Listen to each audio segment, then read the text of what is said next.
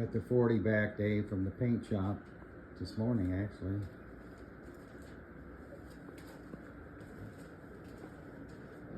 He did a good job.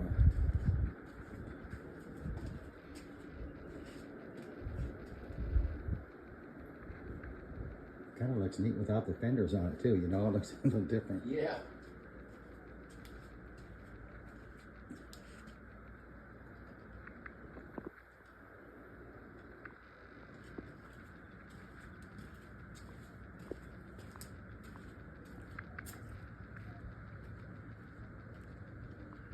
Just unloaded it a few minutes ago.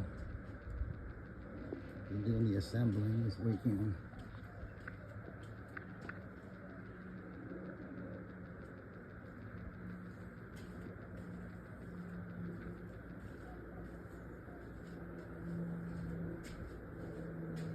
Garage floor came out too nicely.